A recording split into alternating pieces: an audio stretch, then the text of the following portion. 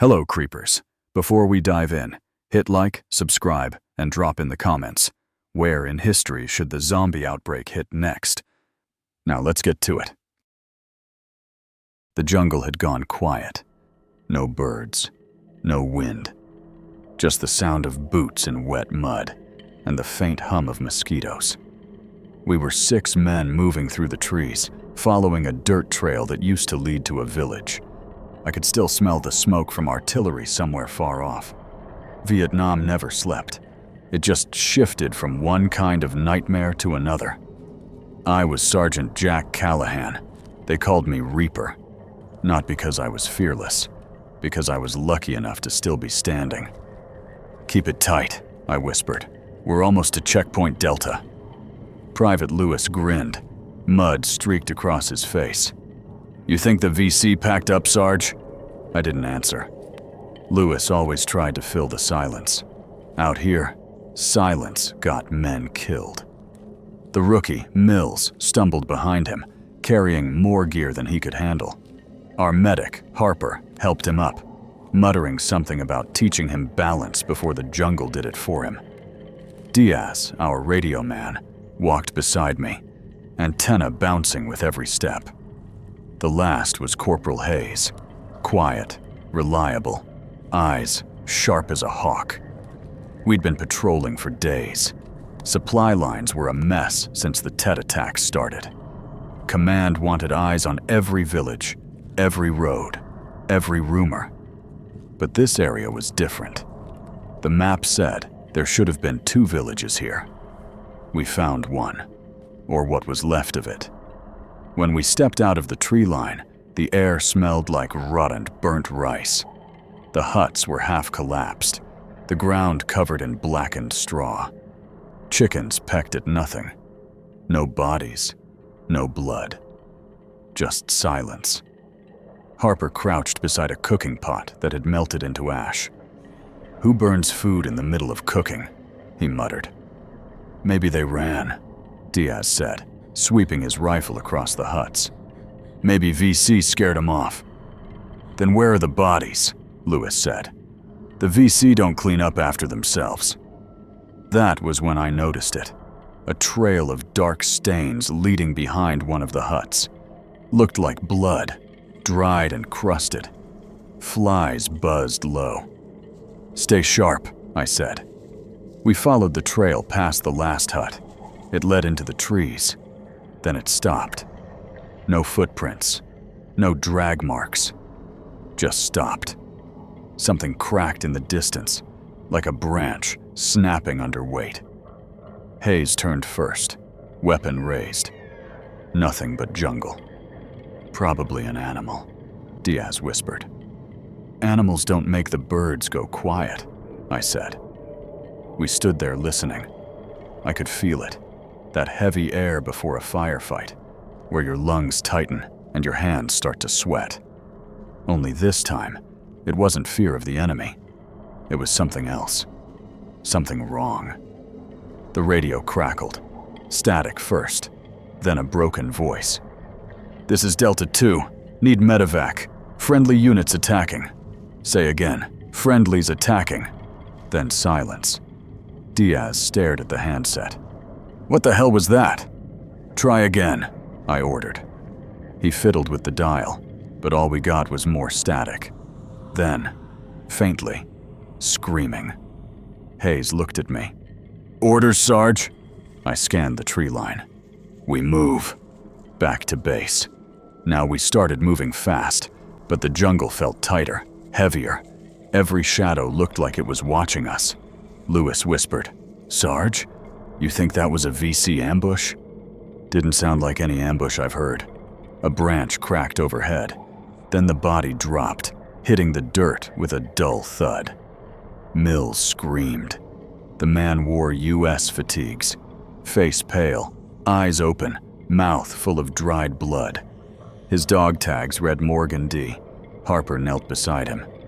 "No pulse, been dead a while." I looked closer. The skin around his throat was torn, not cut, ripped. The jungle went silent again. "Pack it up," I said. "We're heading back double time." No one argued. As we moved, I caught myself glancing at the body one last time. His eyes seemed to follow us. The war wasn't over. It had just changed.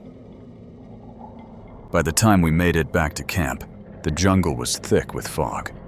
The kind that made sound feel heavy, like it couldn't travel far. Firebase Mercer wasn't much.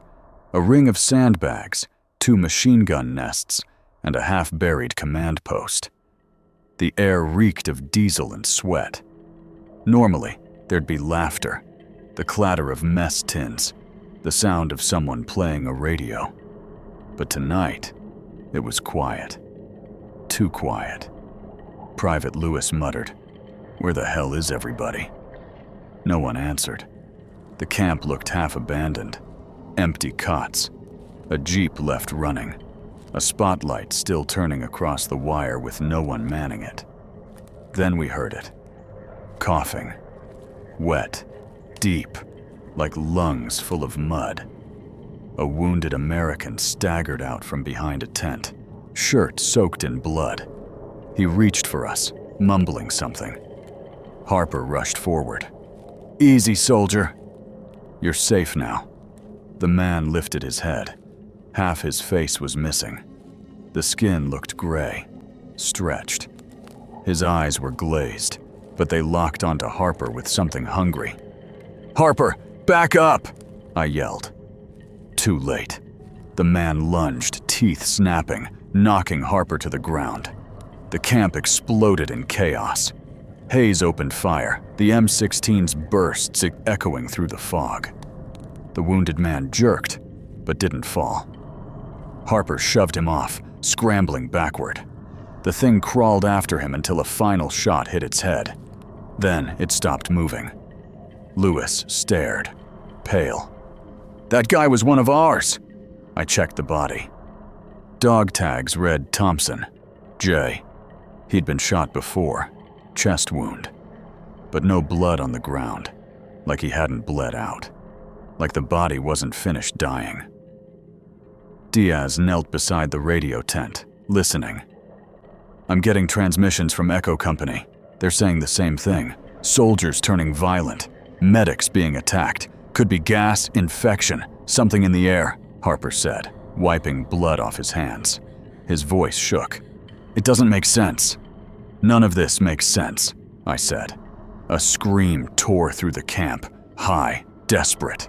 We ran toward the perimeter. 2 men were fighting near the wire. One was biting the other's neck like an animal. Hayes and I fired. Both dropped.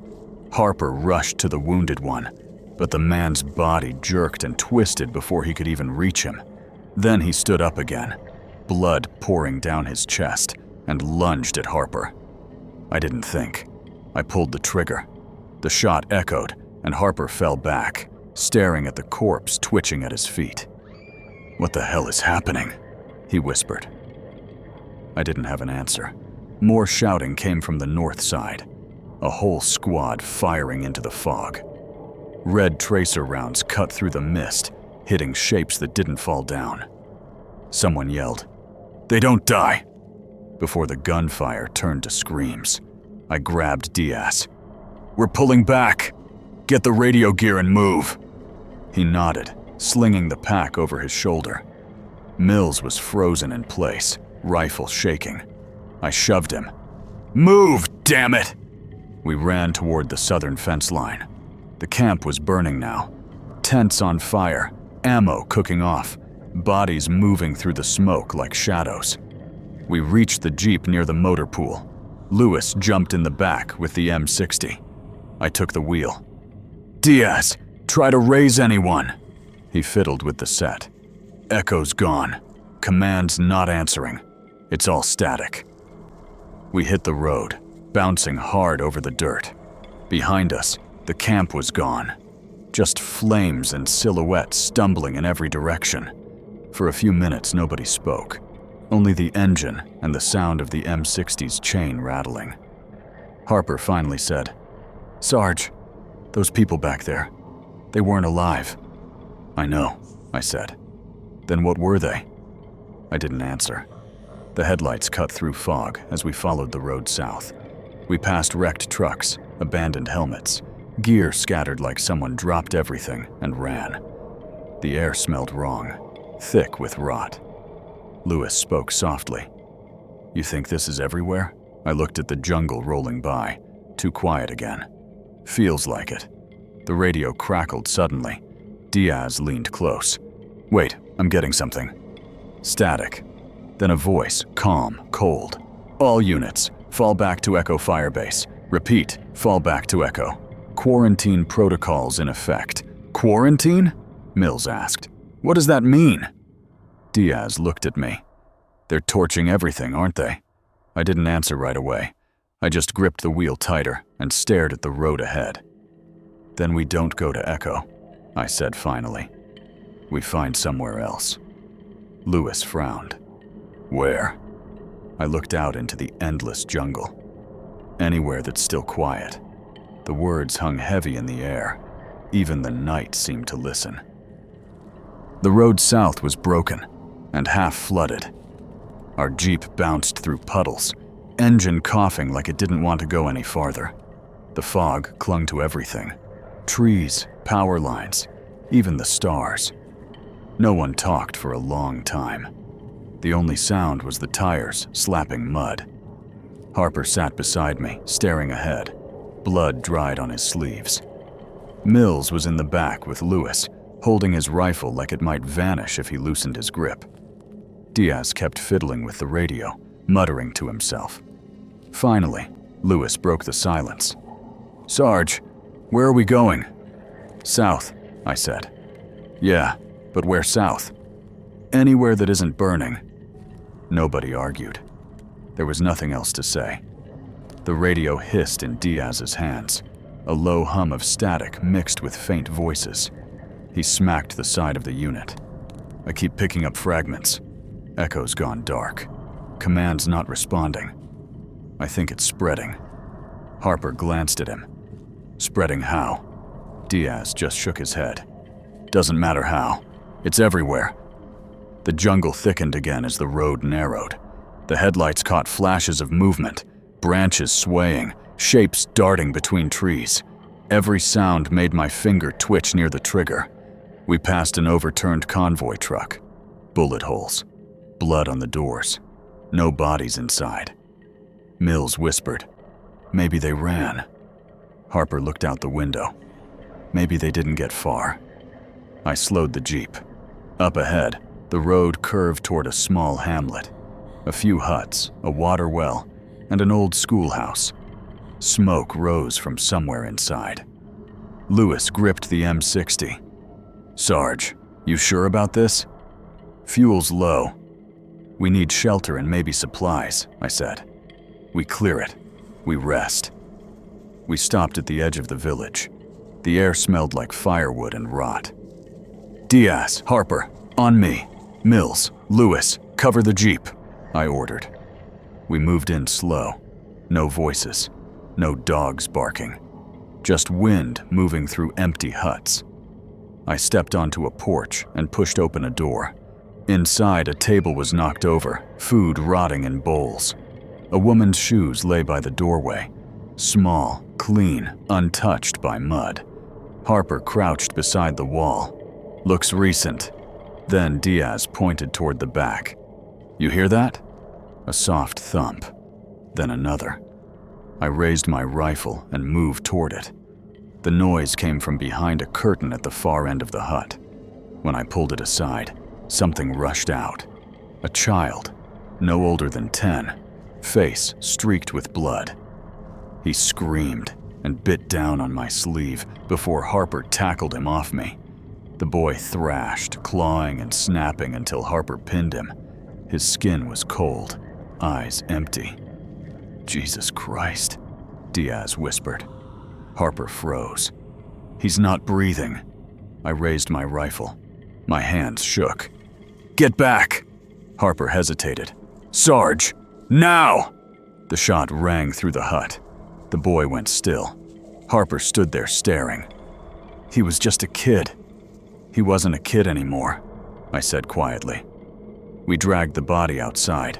Lewis and Mills looked at us but didn't ask. They didn't need to. We found a fuel can and some rations in one of the huts. Enough for another day, maybe two. As we packed up, Diaz crouched by the well, staring down. "Sarge, there's more down there." I walked over. In the water, pale faces floated just below the surface. Civilians, maybe the villagers. "Back to the jeep," I said. "Now!" We drove out fast, the village disappearing behind us. No one spoke for the rest of the ride. The air inside the jeep felt heavier than before. Harper finally whispered, "If it's hitting civilians too, then it's not just the war anymore." I kept my eyes on the road. It stopped being the war the moment one of ours got back up. The road curved into the jungle again. The fog swallowed everything. Somewhere behind us, a distant scream echoed through the trees. None of us looked back. The rain hadn't stopped since morning. Sheets of it came down, turning the dirt road into a river. The jeep sputtered and died halfway through a flooded pass. "Great," Lewis muttered. "Now what?" Hayes wiped rain from his face. "We're not getting it started again."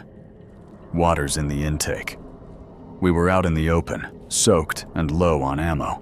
I looked toward the tree line where the jungle rose like a wall. "We move on foot. Find high ground before nightfall." We grabbed what gear we could carry and left the jeep behind. The rain masked our footsteps, but also our hearing. Everything sounded like movement. Harper limped slightly, still shaken from the village. Mills stuck close to him, eyes darting at every sound. Diaz had the radio pack. It crackled now and then, only static. After half an hour, the trail split. One path led downhill, toward what looked like an old French bunker, half hidden by vines and mud. The other climbed up toward a ridge. "Your call, Sarge," Hayes said. "The bunker first," I said. "Might be supplies." "Shelter, if it's clear." We approached slow, rifles up. The concrete walls were cracked, rebar poking out like rusted bones. A faded tricolor flag still clung to the side. The door was half open. Lewis whispered, "You hear that?" Something was moving inside, dragging, slow. "Stack up," I said. "Hayes, you're on point." He nodded, kicked the door, and swept his rifle. The smell hit first. Rot, mildew, and something chemical, like old blood baked into stone. Inside, 3 bodies lay slumped near a table. Viet Cong gear scattered around them, rifles stacked neatly against the wall. Their faces were swollen and pale, eyes half open like they'd been caught mid-breath. Mills stepped closer. "You think this was a VC post?" Before anyone could answer, one of the bodies twitched. Its hand shot up, grabbing Mills by the leg. He screamed, falling backward. "Contact!" Hayes fired. The rounds tore through the corpse's chest, but it kept pulling itself forward. I stepped in and put one through its head. It dropped for good. The other one was already crawling toward Harper. Diaz kicked it back and emptied half a mag into its skull. The noise echoed through the bunker like thunder. My ears rang. Couldn't hear a thing for a few seconds. "Clear!" Hayes called out. Everyone froze, catching their breath. Harper knelt beside Mills. "You all right?" "Didn't bite me. Just grabbed," he said, shaking. "Keep your distance next time," I said. We swept the rest of the bunker, found crates of old ammo, rusted beyond use, and a few intact flares. I pocketed one. Then Diaz called out. "Sarge, radio signal." He twisted the dial. Through the static came a broken voice. "Echo. Fallen. Quarantine. Do not." And then silence again. "Same as before," Diaz said. "Nothing solid." Hayes looked toward the entrance. "We shouldn't stay here. Noise'll bring more of them." He was right. I gave the order to move. We'd barely stepped outside when the jungle came alive. Growls, wet footsteps, and the crack of branches. "They're coming!" Lewis shouted. Shapes burst from the tree line, silhouettes rushing through the rain. I fired the flare into the air. Red light flooded the clearing. Half a dozen figures stumbled toward us, faces torn, uniforms mixed. American and Vietnamese, both. "Open fire!" The rifles lit up the rain. Each shot cracked through the air, heads bursting, bodies collapsing. But they kept coming. Harper reloaded, hands shaking. "I'm out." Mills tossed him a spare mag. "Make it count." Diaz fired until his rifle jammed. He drew his sidearm and backed up toward the bunker. Hayes grabbed the M60 from Lewis and laid down a burst that cut two of them clean in half. The rest still crawled through the mud. "Fall back inside," I yelled. We retreated into the bunker, slamming the metal door shut behind us. Fists pounded on the other side, loud and constant. The walls shook. Lewis backed away from the door. "They're not stopping." Hayes braced against it. "They don't have to breathe. They don't have to rest." The pounding got louder, metal creaking under the strain. "Back wall!" I shouted. "There's another exit!" We ran through the bunker, flashlights cutting through the dark. The rear tunnel led to a narrow escape hatch, half buried in dirt. I kicked it open, and rain poured in. "Go! Go!" One by one, we crawled out into the mud. Harper was last, gasping for air. Behind us, the door gave way, hands and faces spilling through the dark like a flood. Hayes turned, tossed a grenade back inside. "For Mercer." The blast shook the ground. Smoke rolled out of the hatch, followed by silence. We didn't stop running until the bunker was far behind. The rain masked everything, even the screams that still echoed in my head. We regrouped under a cluster of trees, soaked and shivering. Diaz dropped the radio pack, exhausted. "That noise is gonna bring more." I nodded. "Then we keep moving." Hayes looked at me, jaw set. "Where to, Sarge?" "Anywhere higher, anywhere dry." We started up the ridge, lightning flashing behind us. None of us spoke. The only sound was the rain, and the faint echo of the dead pounding somewhere below. The rain stopped just before dawn, leaving the jungle steaming like it was on fire. Mud clung to our boots, every step sucking at our legs. None of us spoke. We just moved, slow, steady, rifles ready. The bunker was miles behind us, but I still smelled the smoke in my clothes. Diaz carried the radio pack, water dripping off the antenna. "Signal's still dead," he said quietly. "We're blind out here." "Then we keep heading east," I said. "Higher ground means clearer air. Maybe we'll catch something." Hayes nodded, scanning the ridge with his rifle scope. "We'll catch something all right." Lewis gave a nervous laugh. "Hopefully not another welcoming party." No one smiled. We reached the top of the ridge by mid-morning. From up there, you could see the jungle stretch forever, rolling green broken by smoke columns in the distance. Whole villages burned. Somewhere to the south, artillery rumbled like thunder. Mills wiped his face. "Feels like the whole damn country's dying." I looked at the horizon. Not just the country. We started down the other side, following a narrow path that zigzagged between cliffs. The air was thick, almost oily. Every sound echoed wrong. Too close. Too heavy. Hayes held up a fist. We froze. Below us, through the trees, figures were moving. 10, maybe more. All in tattered uniforms. Lewis whispered, "ARVN or VC?" "Neither," Hayes said. "Look at how they move." They were swaying, dragging their feet, bumping into each other. One turned its head toward the light, jaw missing, eyes pale. "Down," I said quietly. We dropped behind the ridge. The infected shuffled through the clearing below, moving in a loose pack. Some carried rifles, but didn't use them, just clutched them like toys. Mills whispered, "We can go around." I shook my head. "They're between us and the valley. We move, they'll hear us." Hayes watched through his scope. "There's more coming from the tree line." He was right. Another group merging into the first. Dozens now. Too many. "We wait," I said. Minutes stretched like hours. The horde passed slowly, moaning under their breath. A few stragglers lingered, sniffing the air. Then, one of them froze.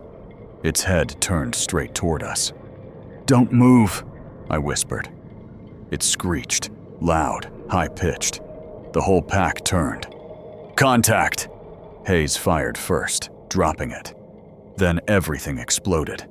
Bullets cracked through the trees. The infected charged uphill, fast and screaming. "Fall back!" I yelled. We opened fire, cutting them down as they climbed. Heads burst, limbs flew, but more kept coming, crawling over the dead. Lewis was reloading when one lunged at him. It slammed him into a tree. He barely got his bayonet up, stabbing through its mouth. Blood sprayed across his face. Mills grabbed his shoulder. "Move!" We ran, slipping through mud and roots. Harper fired behind us, short bursts to slow them down. The jungle turned into chaos. Gunfire, screams, the slap of wet feet chasing us.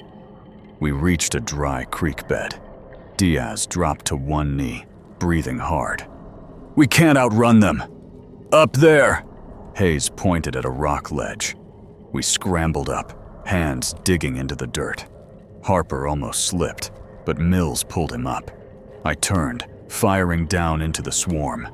They were piling over each other to reach us. "Grenade!" I shouted. Hayes tossed one down. The explosion lit the trees in a flash of orange. The blast tore through the front line. Bodies flying, rain of dirt and gore. The rest hesitated, screeching in confusion. "Keep moving!" We crossed the ridge and found ourselves in a narrow ravine. The air smelled like rot and rain. Water pooled at our feet. Lewis gasped. "How many of those things are out here?" "Too many," I said. Hayes climbed onto a rock, scanning ahead. "Trail splits again, east or north?" Diaz checked the map, hands shaking. "East takes us toward the river. North goes back into thick jungle." "River means noise cover," I said. "We can mask movement." We started east. Behind us, the screams picked up again. The horde had found the trail. "Haul ass!" I barked. We broke into a run. Branches whipped our faces, mud splashed up our legs. The jungle blurred around us. Then Harper tripped, fell hard, rifle skidding into the mud. Mills turned back. "Harper, come on!" Harper was already pushing himself up when something burst from the side. A figure half buried in vines, mouth open, arms out. It tackled him into the water. "Harper!" Mills fired, 3 quick shots. The thing fell, but Harper didn't move. I grabbed him, hauling him up. He was breathing fast, panicked. No bite marks, just blood from a cut on his neck. "Move!" Hayes yelled. "They're right behind us!" We kept running until we reached the river, brown and fast-moving from the rain. The far bank was thick with reeds and mist. Diaz looked at me. "We can't cross that."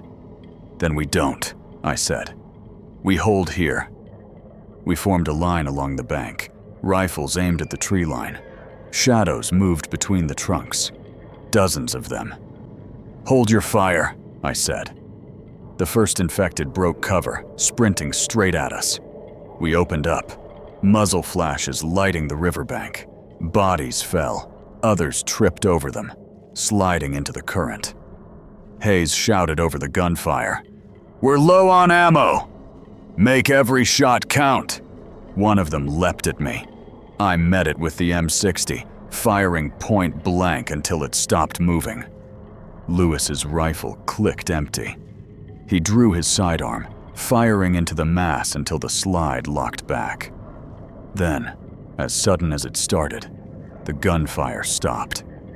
The last of them fell into the water, carried away by the current. Silence. Just rain again. We stood there, soaked, gasping. Diaz's hands trembled as he reloaded. "We can't keep doing this, Sarge."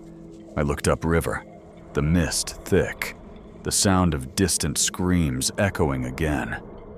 "No," I said quietly, "but we'll keep doing it anyway." Harper sat down hard, staring at the blood on his hands. Hayes watched the tree line, finger still on the trigger. The jungle was quiet again, too quiet, and somewhere beyond the river, something else screamed back. The sun tried to break through the clouds the next morning, but the light only made the jungle look worse. Steam rose off the mud like smoke from a battlefield. Everything was wet, heavy, and dead quiet. We hadn't slept. The Riverbank fight drained what little strength we had left. Harper sat apart from the rest of us, staring at his hands like the blood was still there. Lewis kept checking his rifle, though he had maybe 10 rounds left. Diaz's voice was rough. "Radio's gone. Circuits are fried. We're cut off for good." Hayes looked east through his scope. "Then what now, Sarge?" I wiped the mud from my face. "We keep moving. If there's a chance of evac, it'll be near the coast." We followed the river for hours. The jungle started thinning, replaced by swamp and open fields. The air stank of rot and smoke. Every few miles, we passed bodies. Civilians, soldiers, all mixed together. No flags, no sides. Just the same gray faces, staring at nothing. Lewis finally broke the silence. "Feels like we're the last ones left." "No," Hayes said. "If we're alive, others are too." "Then why aren't they shooting?" Lewis muttered. Nobody answered. By midday, we reached what used to be a village. Half-burned, waterlogged, roofs caved in. Smoke drifted from somewhere deeper inside. I motioned for everyone to spread out. We moved in slow. The place was silent except for flies. Diaz checked a collapsed radio hut. "Power line's shot, but there's a signal tower here. If we can rig the battery, maybe we can get a ping out." I nodded. "Do it." "Hayes, cover him. Lewis, Mills, check for supplies." Harper followed me toward the edge of the village. A small church stood there, doors wide open, pews scattered. Inside were bodies, villagers and soldiers tangled together, some with bite marks, some shot. Harper's voice shook. "They didn't even get a chance." I looked at him. None of us did. A noise cut through the silence, a faint hum, then a crackle. Diaz shouted from the hut. "Sarge! I got something." We ran back. The radio spat static, then a broken voice. "Echo, 2 miles east of the coast. Survivors, requesting immediate evac." We froze. Lewis grinned weakly. "You hear that? There's still someone out there." "Could be a loop," Hayes said. "Doesn't matter," I said. "It's a chance. We're moving." We packed fast. Harper hesitated, glancing back at the church. Then he followed without a word. The road out of the village was a narrow dirt trail, swallowed by reeds. The air grew heavy again, the kind that meant rain or worse. Mills pointed ahead. "You smell that? Burnt fuel and metal." We rounded the bend and saw what was left of a convoy. 3 American trucks turned over, bodies scattered around. The engine of one still smoked faintly. Diaz checked a map. "We're heading the right way." Evac should be just past that ridge. Hayes crouched beside a body. This was recent, maybe a day old. Lewis kicked an empty ammo box. Looks like they were heading for the same place we are. Then we move faster, I said. We climbed the ridge, staying low. The ocean breeze carried the smell of salt and decay. When we reached the top, I saw it. A strip of beach, gray water crashing against a broken pier. And in the distance, a helicopter.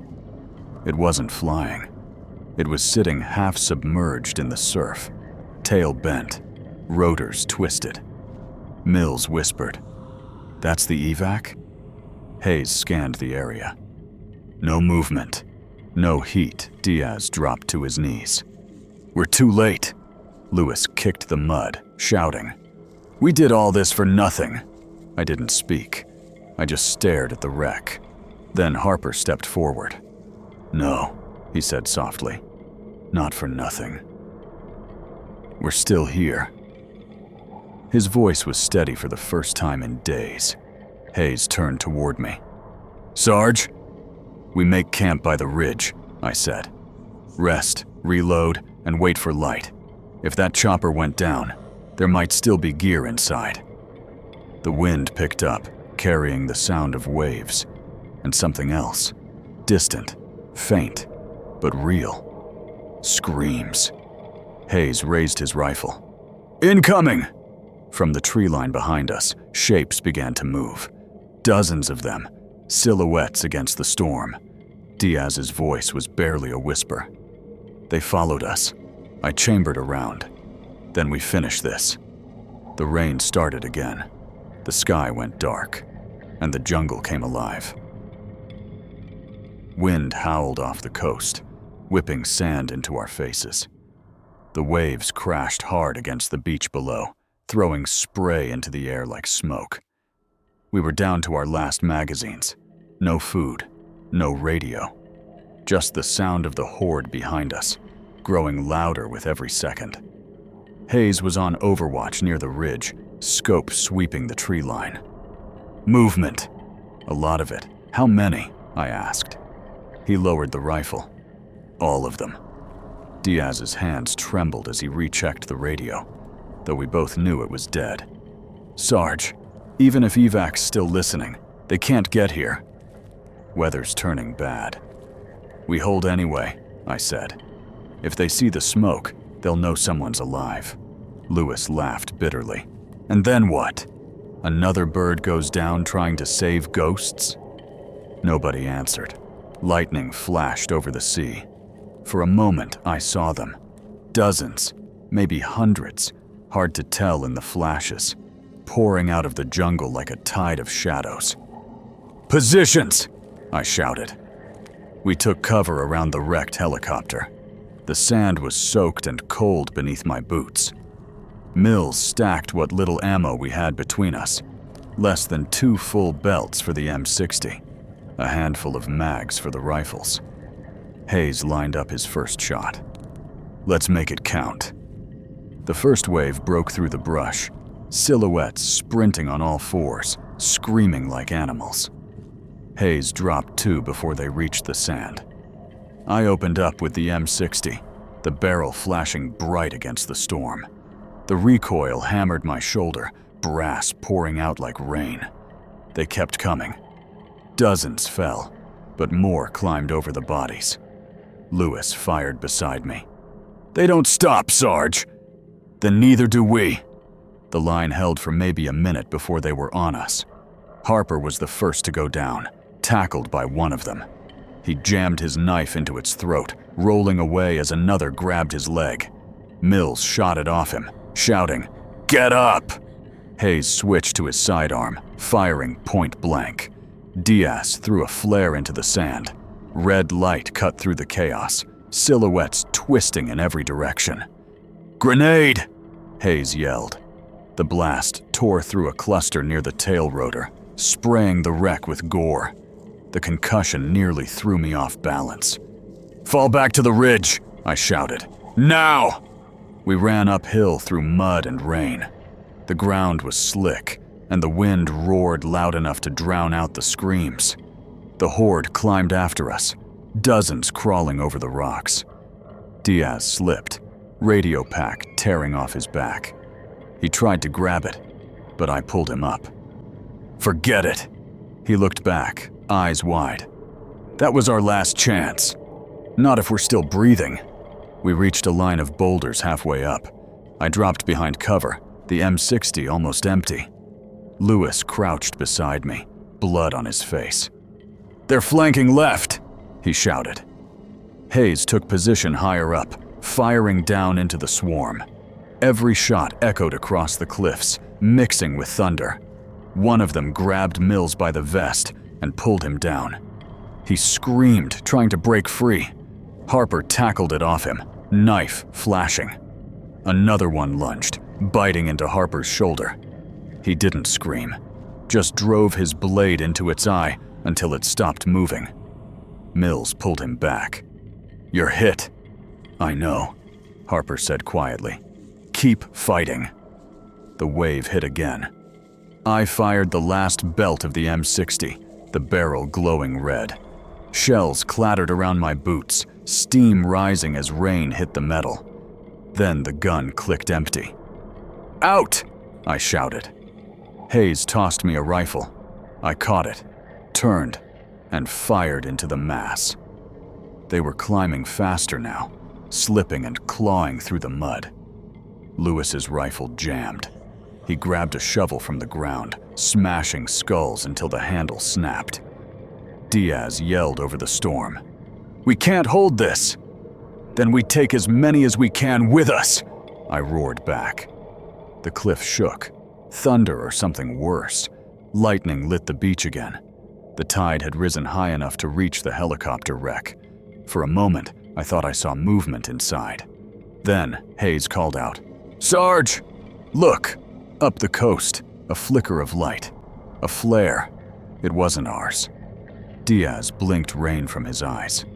"Another unit? Or survivors," I said.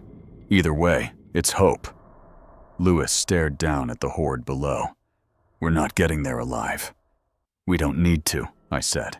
"We just need them to see us." I grabbed a smoke canister from my belt, pulled the pin, and threw it high. White smoke billowed into the storm. The horde surged again. Hayes fired until his rifle went dry.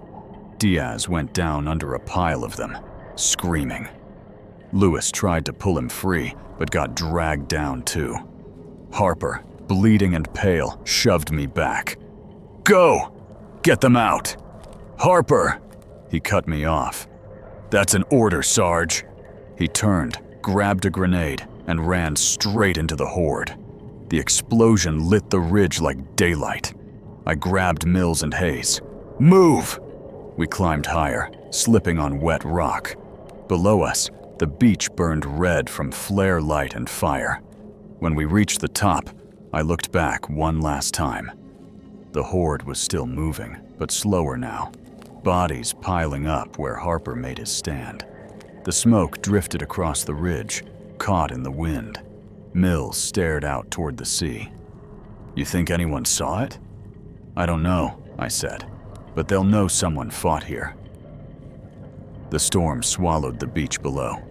We kept moving east, just 3 of us now, toward whatever came next. The storm passed with the night. When the sun rose, the sky was gray and hollow, the kind of light that made the world look dead. The ridge was quiet. No gunfire, no screams, just the sea. We were 3 now. Me, Hayes, and Mills. Everything else was gone. The beach below was a black scar, bodies tangled with wreckage, smoke still rising from what used to be the helicopter. The tide had taken most of the dead. Hayes sat on a rock, staring at the surf. His rifle lay across his knees, empty. "You think they saw the smoke?" he asked quietly. I didn't answer. The words felt pointless now. Mills was kneeling near a patch of burned sand, turning something over in his hands. A dog tag. He didn't say whose. He didn't have to. The air smelled of salt and rot. Every gust of wind brought the same stench we'd been living with for days. "We can't stay here," Hayes said finally. He was right. We'd used almost all our ammo during the fight. No food, no water, no radio. Nothing but the clothes on our backs and whatever was left in our packs. I looked east, along the coastline, where the jungle met the ocean. A column of smoke rose faintly in the distance, far beyond the cliffs. "That's where we go," I said. Mills looked up. "You think someone's there?" "I think someone was." He nodded slowly, like that was good enough. We walked down the ridge toward the wreck. The sand crunched under our boots, littered with brass casings and bodies missing heads. The waves dragged uniforms out to sea. American, Vietnamese, it didn't matter anymore. Inside the half-buried helicopter, I found what I was looking for. A flare pistol wedged under the pilot's seat, one round still loaded. I held it up. "Last signal." Hayes gave a tired smirk. "Think anyone's still listening?" I didn't bother to answer. We climbed back to the ridge. The wind was colder now, cutting across the open rock. I aimed the flare gun toward the horizon and fired. The red light climbed high, trailing smoke until it disappeared into the clouds. For a moment, it almost felt like hope. We waited. Nothing came back. Minutes passed, maybe hours. The tide kept rolling in, steady and endless. Mills finally spoke. "What if we're the only ones left, Sarge?" I watched the water. "Then we keep moving until we're not." He didn't reply. He just looked at the flare's faint smoke drifting out to sea. Hayes stood. "We should move before dark." We packed what little we had and started east along the ridge. The wind carried the sound of the waves and something else, faint, distant. At first, I thought it was the sea. Then it came again. A single gunshot, far off, then another. Hayes stopped walking. "That wasn't thunder." We all listened. The third shot echoed, then silence. Mills turned toward me. "What now?" I tightened the strap on my pack. "We find out who's still fighting." The sky stayed gray as we moved on. Behind us, the tide swallowed what was left of the beach, and the smoke from our flare faded into the clouds. The war wasn't over. Not yet.